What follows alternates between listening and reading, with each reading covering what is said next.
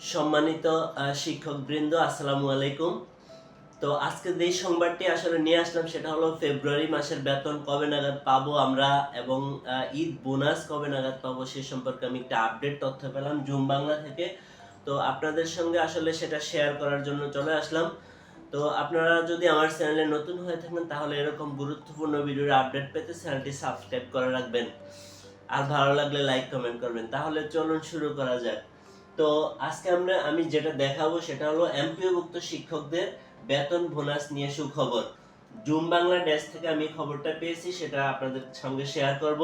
বেসরকারি শিক্ষা প্রতিষ্ঠানে কর্মরত এমপিওভুক্ত 3.5 লাখ শিক্ষক কর্মচারীর ফেব্রুয়ারি মাসের বেতন ও ঈদ বোনাস নিয়ে সুখবর দিয়েছে মাধ্যমিক ও উচ্চ শিক্ষা অধিদপ্তর মাওসি। মানে আমাদের ঈদ বোনাস এবং ফেব্রুয়ারি মাসের বেতন আমরা এখনো অনেকে পাইনি, সেটা নিয়ে একটা তথ্য, সুনির্দিষ্ট একটা তথ্য পাওয়া গেল।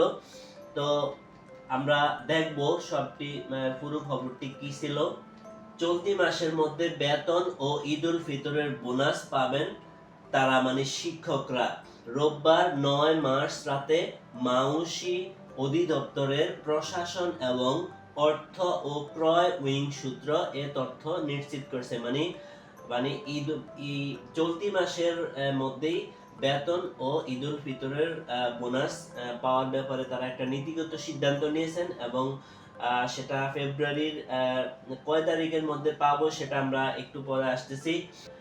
নাম প্রকাশ না করে মাউসির অর্থ ও ক্রয় উইং এর এক কর্মকর্তা জানান, আগামী 20 মার্চ মানে আমরা 20 মার্চের মধ্যে শিক্ষক কর্মচারীদের ফেব্রুয়ারি মাসের বেতন দেওয়ার নীতিগত সিদ্ধান্ত হয়েছে। তার মানে 20 মার্চের ভিতরেই শিক্ষকরা তাদের ফেব্রুয়ারি মাসের বেতন এবং ঈদ বোনাস পেয়ে যেতে পারেন।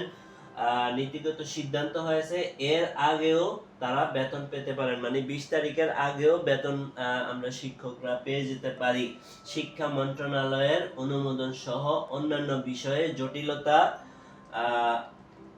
জটিলতা তৈরি হলে বেতন পেতে আরো 2-1 দিন সময় লাগতে পারে। মানে 20 তারিখ হলো ডেডলাইন, তবে আবার 20 তারিখের আগেও আমরা বেতন পেয়ে যেতে পারি। তবে যদি কোনো রকমের জটিলতা লেগে যায় তাহলে হয়তো আরো 2-1 দিন সময় লেগে যেতে পারে।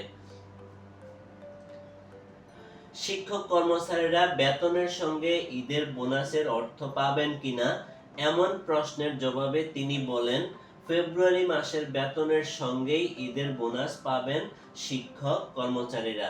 সেভাবে মন্ত্রণালয়ে প্রস্তাব পাঠানোর প্রক্রিয়া চলছে। সরকারি কর্মচারীরা মার্চ মাসের বেতন চলতি মাসেই পাবেন।